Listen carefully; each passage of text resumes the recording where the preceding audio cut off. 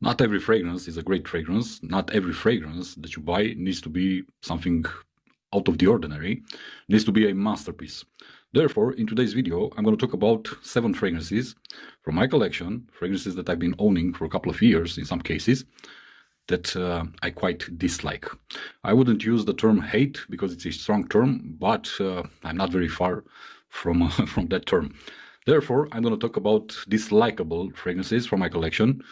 And of course, you need to keep in mind that this is my opinion based on my experience with these fragrances.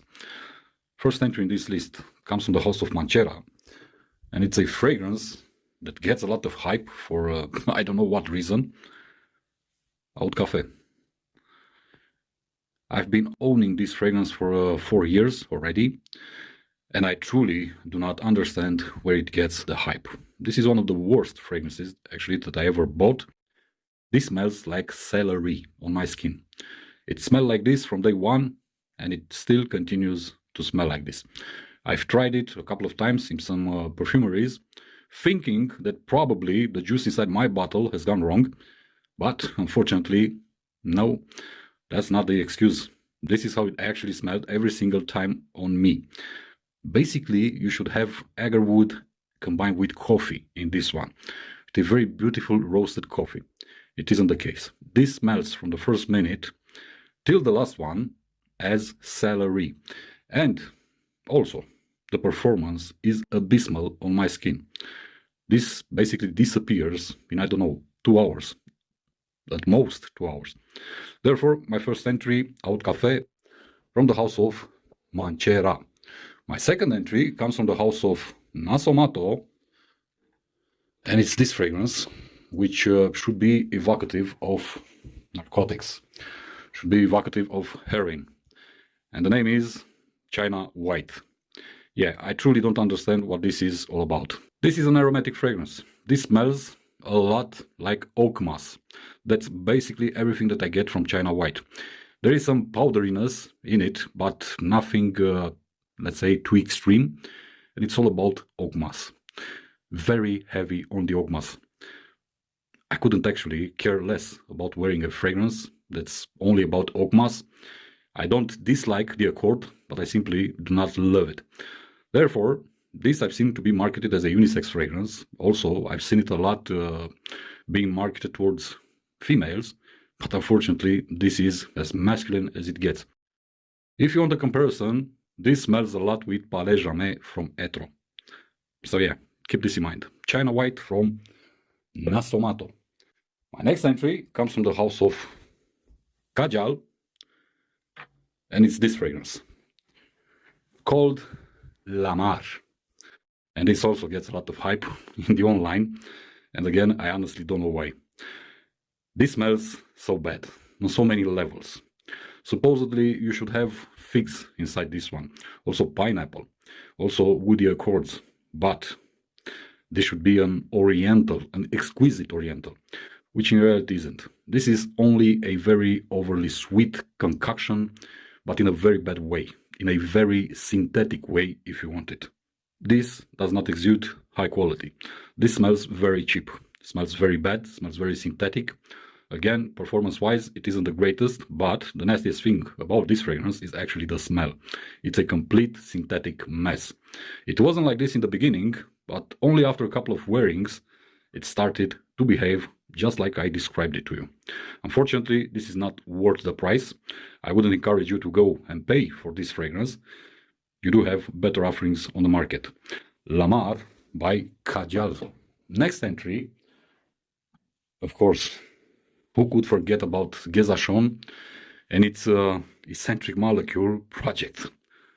And the fragrance is Molecule 05.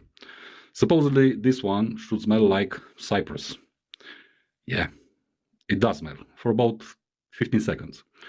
Afterwards, just like every other fragrance released by this house, by this perfumer, is basically gone. Gone from your skin, gone from your clothing, and you are paying quite a hefty price for this very, very bad fragrance. Unfortunately, another case where the price isn't worth it. Unfortunately, again, the case with a fragrance that promises a lot of things, but in reality does nothing in return. Molecule 05 is what I actually like to consider as simply water in the bottle. That's it, nothing more. Let's go to the next entry from the house of Healy.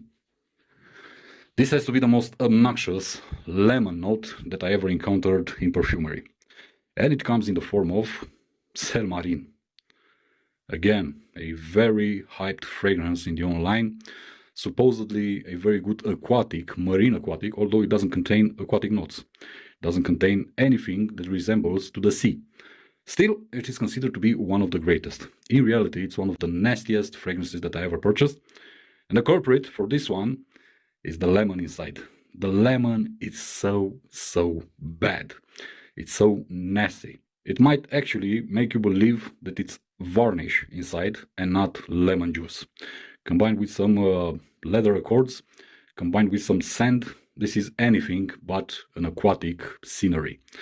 Very poor on performance, but the most important thing, it's the smell, which is atrocious.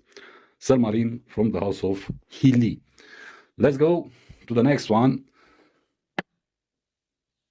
Yeah, Aaron Terence Hughes. The fragrance is called Odyssey. Nothing bad with the fragrance itself, in terms of how it smells, in terms of how it, performs overall. But this is the most designerish, cheap fragrance that I ever sniffed, sold for a hefty price, sold for a niche price. If it would have been a designer release, and by the way, this isn't anything unique, this is again an aquatic marine type of scent, but something that you sniffed at least 1,000 times in other houses. If it would have been released as a designer scent, and with the proper price, I could have considered it a good option for those of you who need an aquatic fragrance. But for what it is, this is everything but great. Cheap, it feels cheap, it smells cheap, the ingredients are very cheap in this one, and also the price point is absolutely not worth it. Odyssey from Aaron Terence Hughes. And my last entry, and this should come as a surprise to a lot of you, of course, but let me say that I never sniffed, never smelled, and I did smell a lot of fragrances throughout my life, but as bad as this one. And besides the fact that it smells very cheap and the ingredients are very cheap, the price point of this fragrance is absolutely obnoxious. You cannot ask for a fragrance such as this one the prices that Amouage is asking, or Zhezhov, or Creed, and so on and so forth. The fragrance is none other than Date for Men from Fragrance One. This is something else. For a 50 ml bottle, you need to pay 300 euros, which is simply incredible if you ask me. This considering the fact that all the ingredients inside, with the packaging of this product, cost about 25 euros in total. Okay, so everything else is all about marketing. I wouldn't have a problem with this if the scent would actually smell great, but it smells incredibly cheap. The ingredients inside are very, very bad, and what I get, and this is every single time that I try to wear this so-called perfume, it's a very sweet, incredibly swift concoction, feeling very, very cheap. Performance-wise, it's okay. It isn't the greatest fragrance that I've sniffed. It isn't the worst.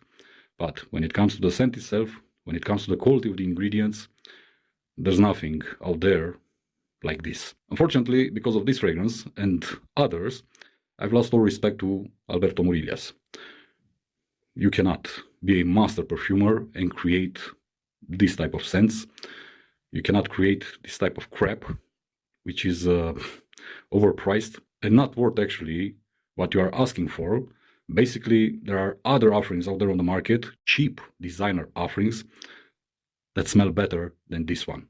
I've seen a lot of people hyping this fragrance as being one of the greatest fragrances ever created, whatnot, excellent for date night. Yeah, if you lack good taste, then this is for you. If you have good taste, then you need to stay away from this one.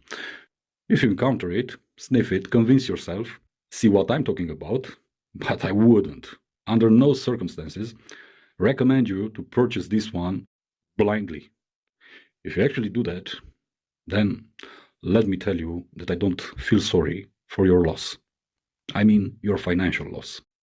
Okay, these are my 7 fragrances that are despicable to me, that I truly dislike. They are dislikable, that I actually kind of hate them, but I wouldn't really want to use this word. These are fragrances that, as always, I do recommend you to try them out, but in small quantities. Don't go ahead and blind buy them based on the incredible reviews that you see in the online, because you will probably end up losing money. And as I've shown you, 300 euros for 50 ml. Trust me, it's not worth it. Better go and buy something like this, or something like this, or like this, or like this, but not overly priced and hyped up products. I'm gonna stop here. As always, thank you for your time. Thank you for your attention. I'm gonna see you in the next one. Be safe, be good. Peace.